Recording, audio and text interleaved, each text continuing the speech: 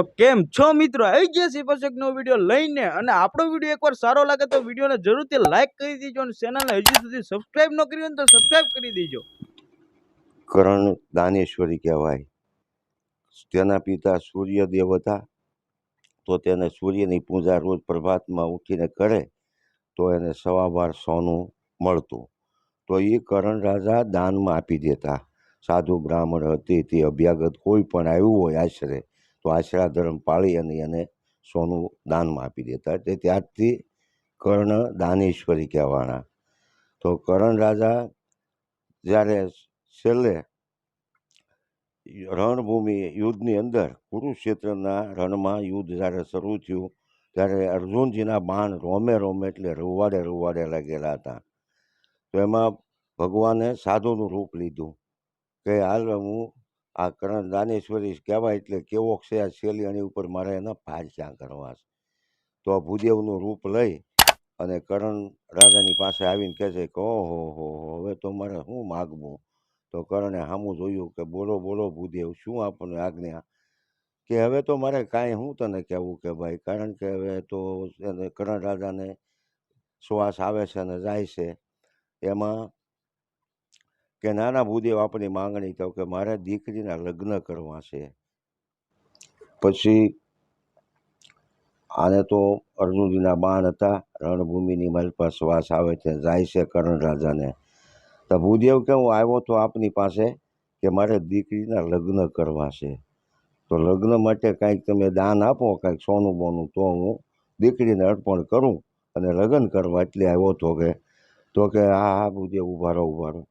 એને પોતાના મોઢામાં 32 રેખું, દાંતની રેખું હોનાની યાદ આવી કે મારે અત્યાર સુધી મેં જે કાંઈ સત પાળ્યું અને અત્યારે અસત દેખાય।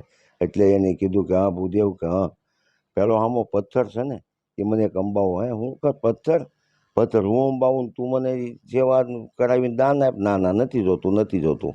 પણ બાણ હોતા ઢળાતા કરણ રાજા પથ્થરો ગોતો લઈ અને સીધો મોઢા પર માર્યો તો 32 રેખું બહાર કાઢી અને ભૂદેવને ભૂદેવ સાપવામાં લઈને કીધું કે લો ભૂદેવ કે હા આવું દાન, આ તો શુદ્ધ ન કહેવાય, તો રગત ભરેલું દાન અમે ન લઈએ, અમે બ્રાહ્મણ છીએ।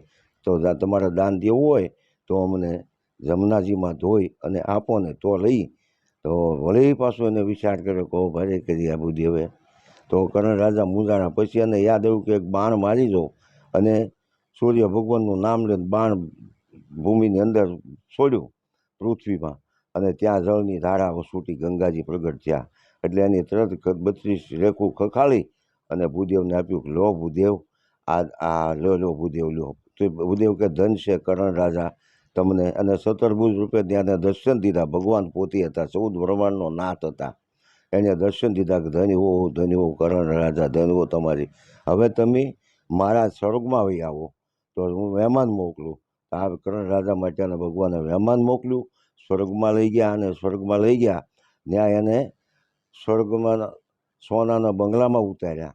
તો સોનાના બંગલામાં ઉતારીને જોવે તો રોટલા જોવે તો સોનાના, જે કાંઈ જોવે બધી વસ્તુઓ, રમકડા જોવે, ફર્નિચર જોવે તો બધું સોનું, બીજું કાંઈ ભળાય જ નહીં। હવે એમ કરતાં આ વૈભવ જોતા આંજ પડી અને કરણ રાજાને ભૂખ બહુ લાગી। ઓહો મારે ખાવું, પણ આમાં મારે ખાવું હું બધા હોનું જ તે। તો પછી એની ભગવાનને પ્રાર્થના કરી કે ભગવાન તમારા પ્રોળિયા મને ખાવા નથી આપતા, કે ભાઈ અમારો સ્વર્ગનો નિયમ છે કે માણસ જે કરે એ એને મળે છે, વાવે એવું લણે છે। તમે કોઈ દી અન્નદાન નથી કર્યું તો તમને અન્ન ક્યાંથી મળે? પણ તમારો એક રસ્તો બીજો બતાવું કે તમે કોઈ દી કાંઈ કોઈને આંગળી સીંધી કંઈ એવું કાંઈ ખરું? કે હા, અમે જ્યારે યજ્ઞ કર્યો હતો પાંડવીએ, ત્યારે યજ્ઞ વખતે મેં બધાને હું સીનતો હતો કે અહીંયા બેહો, તો એ આંગળી તમે મુખમાં મૂકો તો વળી તમને કાંઈક સહાય થાય। તો એ આંગળી ભગવાનને કહેવાથી કરણે મોઢામાં મૂકી તો એને અમીનો ઓટકાર આવ્યો હતો। તો કરણ રાજા કહે છે કે હવે ભગવાન મને જો એક વખત મનુષ્ય લોકમાં મોકલો તો હું આ થોડુંક કાંઈક અન્નદાન કરી આવું, પણ તમારે હું ભૂલી જાઉં મારી માયામાં તો ચેતવવા આવવો પડે। તો એ પછી બીજો ભાગ આપણે શરૂ કરશું। વિડીયો કેવો લાગ્યો એકવાર જરૂરથી કોમેન્ટ કરી દેજો અને હજી સુધી જો ચેનલને સબસ્ક્રાઇબ ન કરી હોય તો ચેનલને સબસ્ક્રાઇબ કરજો અને આપણે વિડીયોને લાઈક ન કરી હોય તો એકવાર લાઈક કરી દેજો અને જય હિન્દ જય ભારત.